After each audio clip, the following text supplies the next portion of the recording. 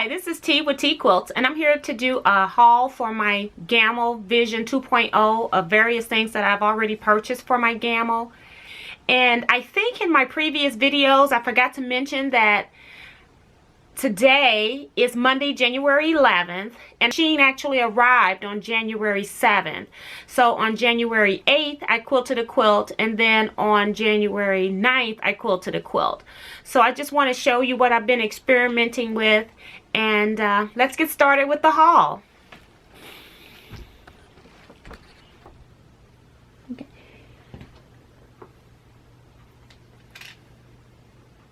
So the first thing that I did was I went to my local hardware store, Harbor Freight. And I've already quilted 2 quilts, as I said, and I find that things get pretty dusty. Now, I dusted last time and I just used a cloth and some batting.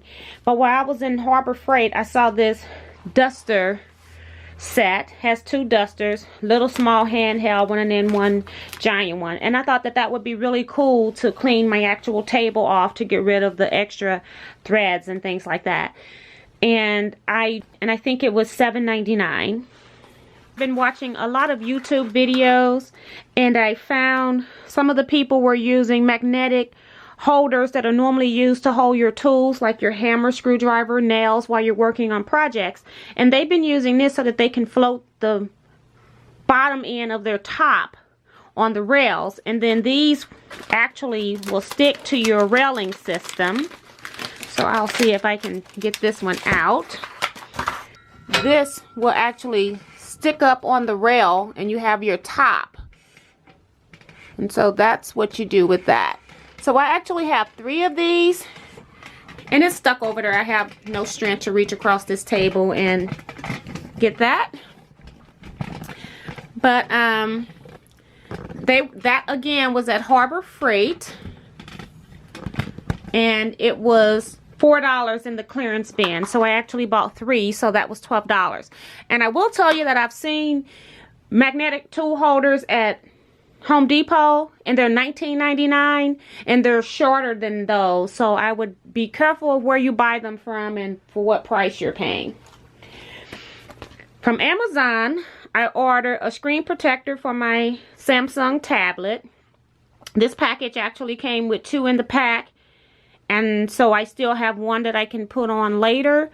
So I think I spent $7.99 with that. I'm a Amazon Prime member, and so I got free shipping with that.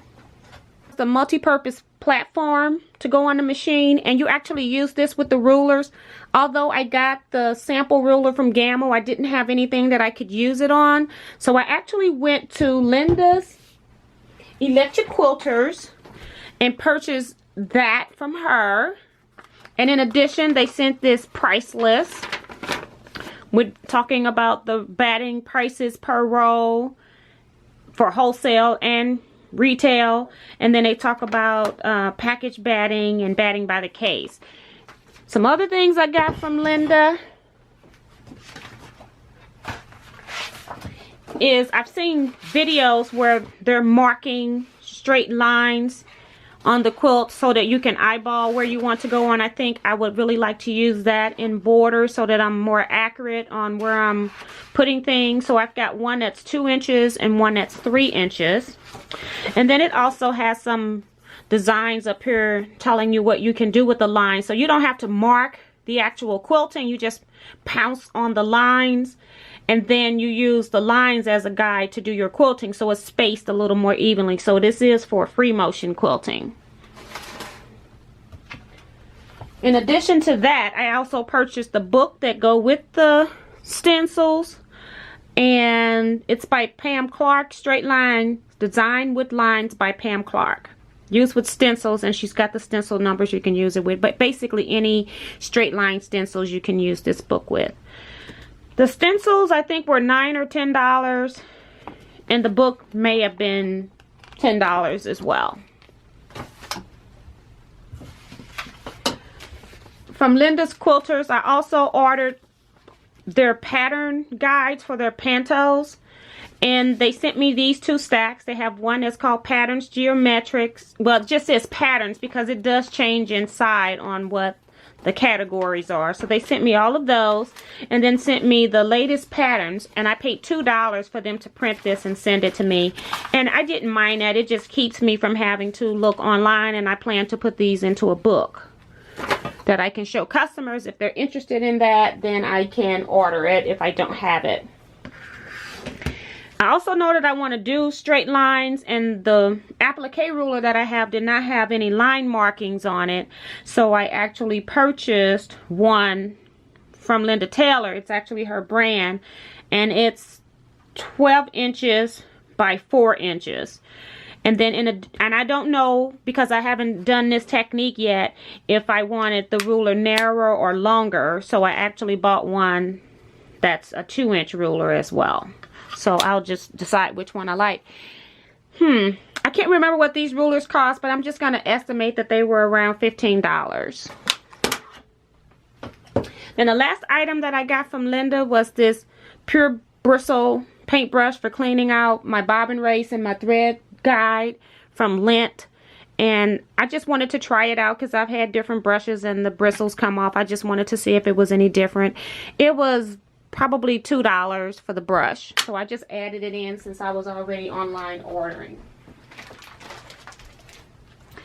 Last order that I have to show now comes from Nancy Notions, and what I wanted was to be able to measure my quilt to make sure it's straight from center out. And so I bought a measuring tape that has 0 in the middle, and then you go mark your way out to make sure your quilt top is centered on the frame as you're rolling. And then on the back it's just regular inches. Then I bought another ruler because this one is the Stitch in a Ditch ruler, and even though you can do the Stitch in a Ditch with the straight rulers, this one actually had the indentation for you to put your hopper foot in, so you knew it was going to actually be a 1/4 inch. And then on this side, it actually is a 1/2 inch opening. So I don't know if you can see that. That's the 1/2 inch opening. And when I turn it, that's the 1/4 inch opening. And then I bought 2 template sets from Nancy Notions as well. It was, excuse me, I think this was $15.99 or $14.99 at Nancy's Notions. And then I bought the Sweet Set rulers, and I cannot remember the price of these, but they're also from Nancy's Notions, and they got 6 different rulers inside the pack.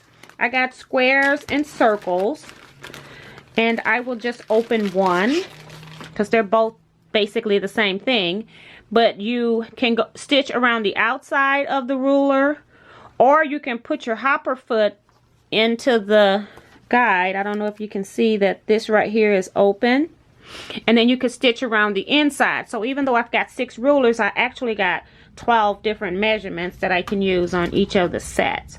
So I am looking forward to using my machine, using some of these products I got, learning what I like and don't like. I have been really enjoying the machine and thinking of what I like and don't like. I've been machine quilting for many years on Longarm quilting machines, just never owned my own. And I just want to add, and I have never done a panto. And so this was actually my first panto that I did. And it came out pretty cool. This is actually the bottom. Let me go back to the top. This is the top of the panto, and I'm hoping it shows up on screen here. But I felt like it took me longer than if I would have just free motion. But then if I free motion, I probably wouldn't have been able to get the consistency of having this design. So I probably will be trying panto again. I'm not completely sold on it right now, but I will be trying it again. And this quilt has 100% cotton, warm and natural batting. This quilt top, I already had the batting and the backing cut as I was preparing, because I always kind of prepare my quilt tops when they're done for quilting, so I don't have to worry about making the batting when I'm ready to quilt, because then, I mean, making the backing when I'm ready to quilt, because then that's another step that may delay you actually getting something completed. So that one was already set up. Now, I don't use polyester batting at all. So with them giving me 2 rows of polyester batting, I wanted to try it out on some quilts, because I am just not a fan of polyester bats. I don't like puffy quilts. But I want to use the batting that I got with my machine. So I was also having some tension issues, because when they set my tension up, it was set up with 100%, well, it was set up with permacore thread in the bobbin. And when I changed to bottom line thread, which is a lot thinner, I had some tension issues, and so I had to fix that. So I decided to sew on something that I cared, that I wasn't quite attached to as much if it messed up. But it turned out beautifully. It's just polyester bat. It's the batting that they gave me, and I had never done that before. So I've squared these up, and now they're ready for binding. The only thing I did on this, because I was working on tension, was that I was just doing loops, and then I spiraled into the larger light area rectangles just to give something there. But other than that, it was pretty simple, pretty fast to do. So, and that's all I have for you today. I'd like to thank you for watching, and please come back. Don't forget to hit the thumbs up button and subscribe. I plan to do more videos, either on quilting, how I sort scraps, things like that. So stay tuned, and I will be back with more videos. Bye-bye for now.